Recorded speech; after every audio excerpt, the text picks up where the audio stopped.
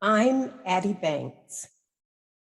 I celebrate the life of Desmond Tutu, former Archbishop of the Anglican Church and forever esteemed statesman for justice. And this is my tribute to this moral leader. The world was introduced to Desmond Tutu as an anti-apartheid leader during the bloody repression of Blacks under the Afrikaner National Party. Tutu lived to hear F.W. de Klerk, the last leader of the apartheid era, who died in November of this year at age 85. He was also an ally in dismantling that system. He admitted the regrettable offenses to Black South Africans. We remember Desmond Tutu with Nelson Mandela, fighting for the same cause through the ANC, African National Congress. Mandela spending 27 years in prison, writing and protesting. His wife, Winnie, keeping up the fight outside. He used his high-profile role in the Anglican Church to highlight the plight of Black South Africans, talking and traveling tirelessly throughout the 1980s.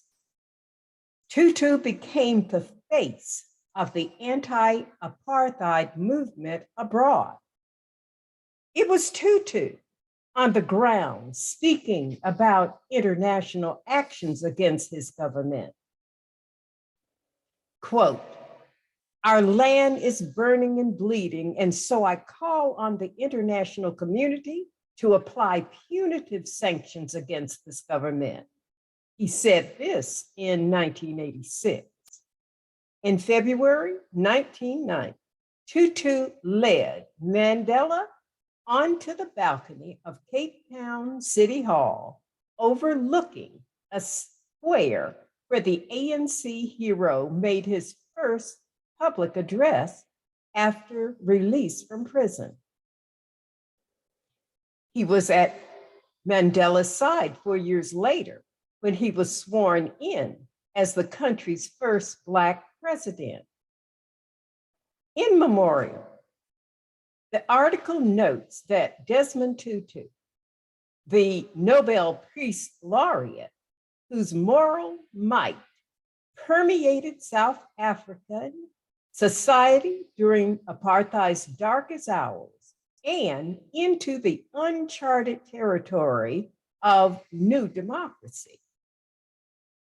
The outspoken Tutu was considered the nation's conscience by both Black and white, an enduring testament to his faith and spirit of reconciliation in a divided nation.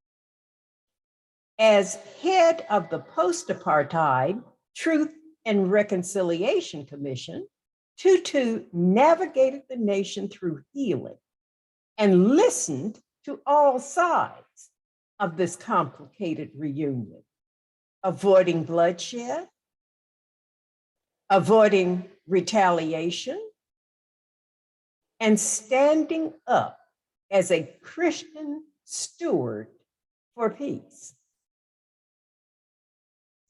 Tutu was as tough on the new democracy as he was on South Africa's apartheid rules.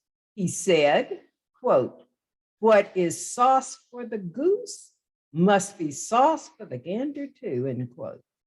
He castigated the new ruling elite for boarding the gravy train of privilege and chided Mandela for his long public affair with a woman he eventually married.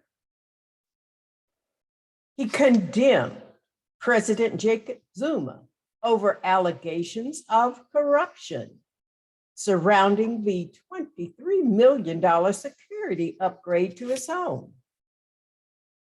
In December 2003, he rebuked his government for its support of Zimbabwean President Robert Mugabe despite growing criticism over his human rights record. He also criticized South Africa President Mbeki for his public questioning of the link between HIV and AIDS, saying his international profile had been tarnished. Tutu's regret that his dream of a rainbow nation had not yet come true. Quote, as an old man, I am sad because I had hoped that my last days would be days of rejoicing, days of praising and commending the younger people doing the things that we hoped so very much would be the case, end quote. It is said that your life preaches your farewell sermon. Archbishop Desmond Tutu was a lifelong moral servant of God.